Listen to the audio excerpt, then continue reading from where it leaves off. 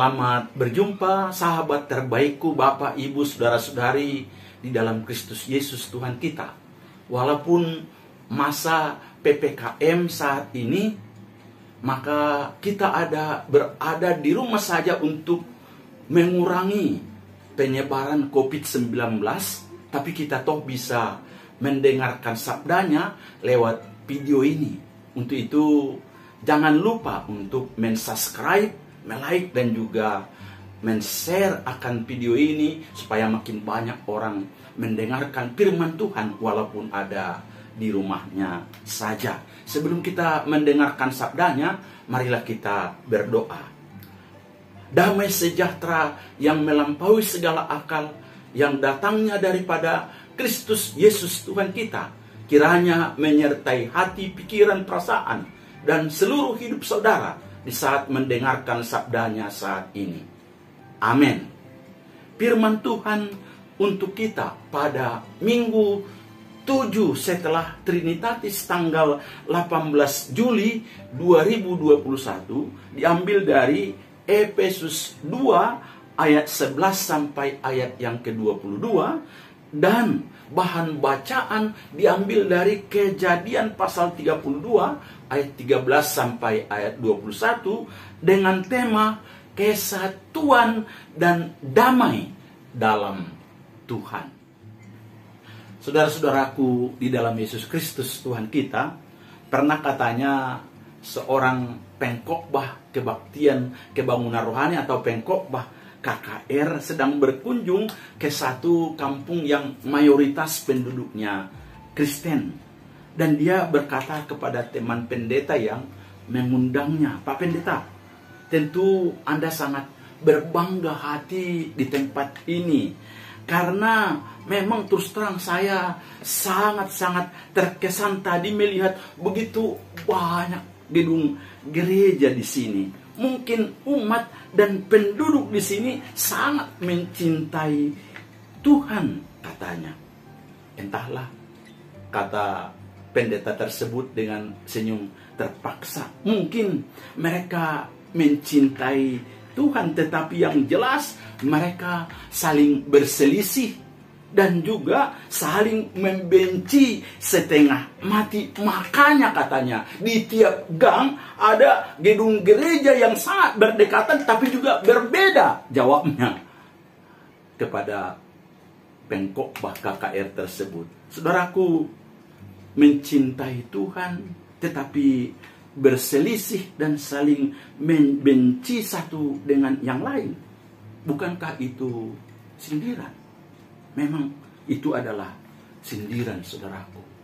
Karena jika kita hanya mencintai Tuhan, atau lebih tepatnya sebenarnya kita hanya rajin ke gereja dan juga rajin beribadah, belum tentu kita sungguh-sungguh mampu menghargai sesama manusia. Rajin kita berdoa dan penelitian Alkitab tidak lantas membuat kita keluarga juga kompak satu dengan lain atau harmonis satu dengan tetangga-tetangga yang lain. Kita memiliki gedung gereja yang besar, megah, punya fasilitas lengkap, belum tentu membuat semua anggota jemaat saling sehati, bersatu padu, saling melengkapi, saling melayani. Dan ini ironi, saudaraku. Tetapi kenyataan toh. Tidak hanya itu, saudaraku. Negara kita, Republik Indonesia, negara kesatuan Republik Indonesia ini saat ini juga berada di ambang perpecahan. Ada banyak orang yang mengaku dirinya begitu taat beragama, begitu saleh kelihatannya, sungguh-sungguh tekun beragama, tetapi dengan mudahnya membunuh orang mengatasnamakan Allah. Sangat miris toh, saudaraku. Dengan tema kesatuan dan damai dalam Tuhan, penting kita dalami di tempat ini. Perlu kita doakan dan kita perjuangkan dalam kekristenan kita di seluruh dunia.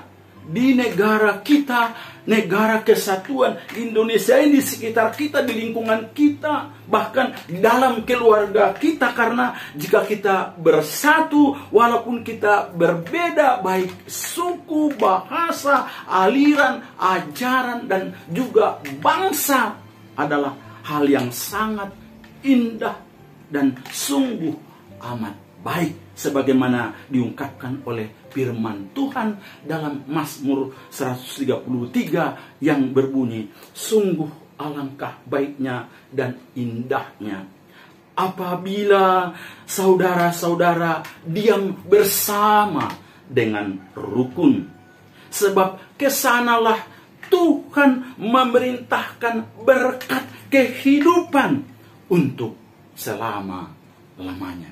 Itu mari kita sungguh-sungguh perhatikan khotbah minggu ini.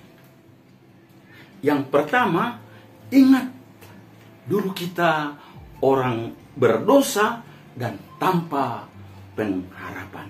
Saudaraku, harus kita akui, tidak hanya dalam gereja, bangsa, dan dalam persekutuan lainnya, bahkan dalam keluarga kita sendiri pun ada banyak perbedaan yang berpotensi untuk memicu keributan dan berbeda pendapat. Seperti masalah program, umpamanya masalah pemakaian uang untuk bagaimana beribadah, bentuk musik yang diinginkan, apakah gereja atau rumah kita pakai AC atau pakai cat yang lain, dan fasilitas lain, dan banyak lagi. Dan kadang-kadang saudaraku, bukan masalah prinsipil sebenarnya, hanya masalah sepele yang tidak begitu penting. Begitu juga dengan jemaat Efesus, saudaraku. Salah satu yang membuat bikin ribut dan juga membuat mereka berselisih di sana adalah perasaan perbedaan latar belakang mereka. Yang satu merasa bahwa mereka adalah orang Yahudi dan orang lain adalah orang kafir atau bukan Yahudi. Dan orang Yahudi merasa bahwa mereka adalah orang-orang yang lebih unggul, lebih superior, karena mereka tadinya adalah bangsa pilihan yang telah bersunat. Sementara orang-orang yang non-Yahudi adalah orang-orang yang tidak bersunat. Tidak hanya itu, saudaraku, orang Yahudi merasa mereka lebih dekat, sementara orang yang bukan Yahudi adalah orang yang jauh. Makanya William Barclay dalam tafsirannya tentang surat Efesus mengatakan bahwa orang Yahudi punya kejijikan sangat besar terhadap orang kafir. Mereka berkata bahwa orang kafir diciptakan oleh Allah untuk menjadi bahan bakar neraka, dan Allah katanya hanya mencintai orang Israel dari semua bangsa-bangsa yang diciptakannya. Selain itu, saudaraku, orang kafir disebut, dan memang latar belakangnya memang tanpa Kristus, tanpa pengharapan, tanpa Allah dalam ayat 12. Karena memang tanpa Kristus itu kan sama dengan tanpa Allah dalam 1 Yohanes 2 ayat 23. Jelaslah memang tanpa pengharapan. Dan memang kita tidak ada pengharapan karena sudah berada di luar Kristus. Dan itulah orang-orang yang bukan Kristus dahulunya. Tidak hanya itu, sebenarnya adalah orang-orang yang berdosa, orang-orang yang dimurkai oleh Allah. Akibatnya terjadilah dinding pemisah dan bibit perpecahan. Ada persaingan suku, ada persaingan latar belakang agama, kesombongan juga mulai terjadi, dan akibatnya terjadi juga saling merendahkan. Tidak hanya itu, terjadi apa? Blok-blok, kelompok-kelompok, dan setelah itu terjadi juga gontok-gontokan dan perselisihan. Saudaraku, motif dan pemicu terjadinya dinding pemisah dan perpecahan sebenarnya adalah karena kita lupa masa lalu. masa lalu kita orang-orang yang berdosa, jauh dan sangat-sangat jauh dari Allah dan juga dari kasih-Nya. Padahal harus kita ingat, itu adalah hidup kita di masa lalu. Orang berdosa dan juga latar belakang kafir itu adalah masa lalu. Keadaan kita sebelum di dalam Yesus Kristus, sebelum kita percaya kepada Yesus dan menjadi orang Kristen. Suatu hari katanya John Wesley bermimpi, dan dalam mimpinya itu ia dibawa ke pintu neraka. Di sana ada seorang malaikat yang menjaga, dan John Wesley bertanya kepadanya, apakah di sini ada orang Katolik? Oh, ada banyak, kata malaikat. Apakah ada orang Lutheran? Oh, banyak juga. Kalvinis, Baptis, Pentakosta, Karismatik, apakah ada? Oh, banyak, kata malaikat.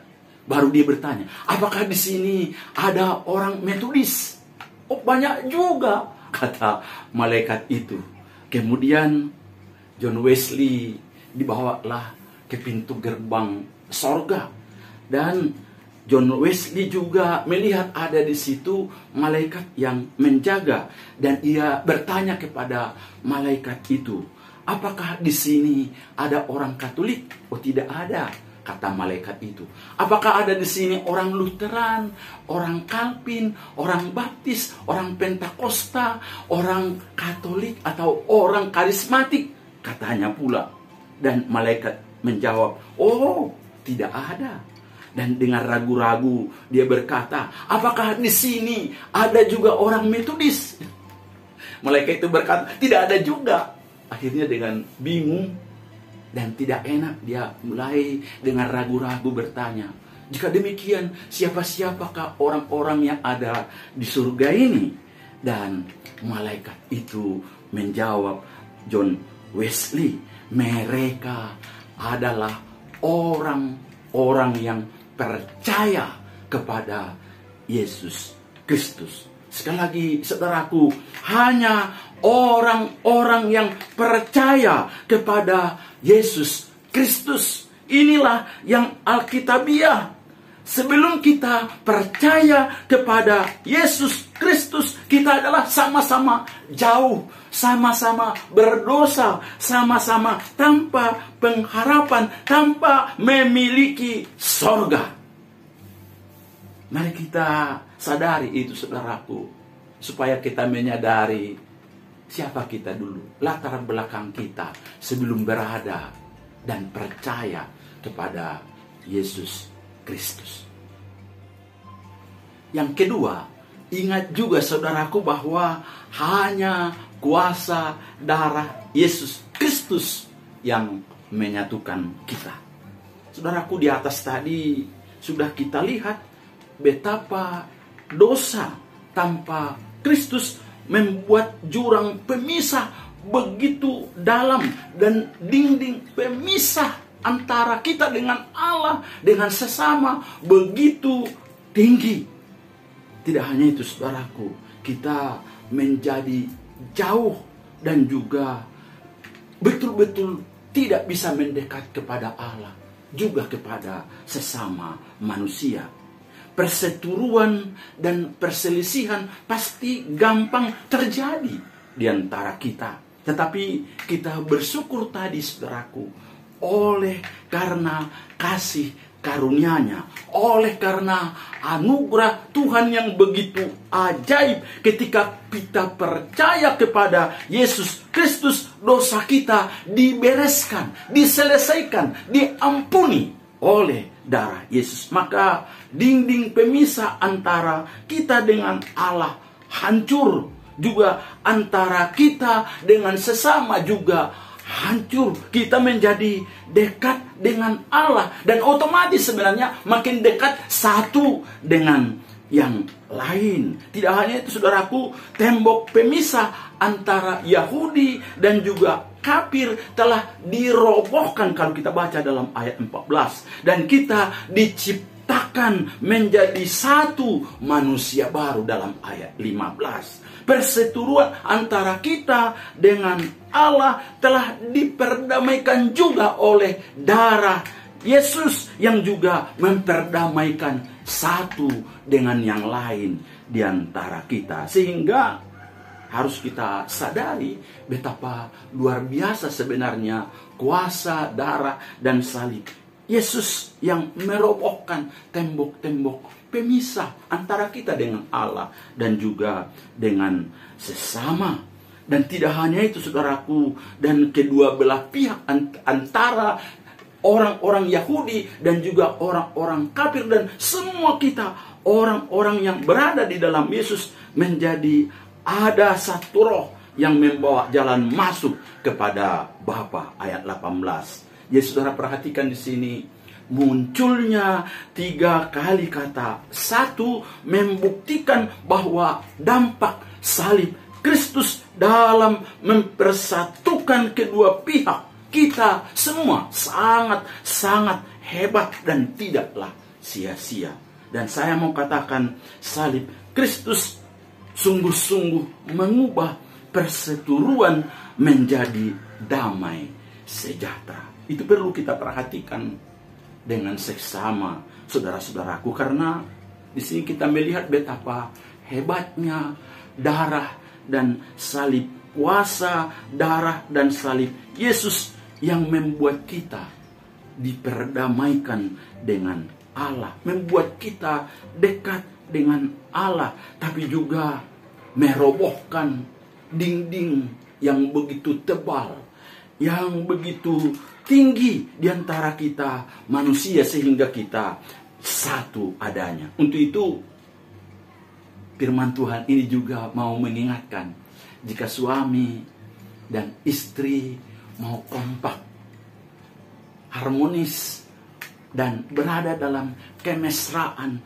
yang sungguh-sungguh dan menghancurkan berbagai konflik mereka berdua, dan seharusnya dengan keluarga harus apa? Semakin dekat, semakin bergaul erat dengan Allah, supaya juga mereka juga pasti semakin bergaul erat, semakin mesra satu dengan yang lain.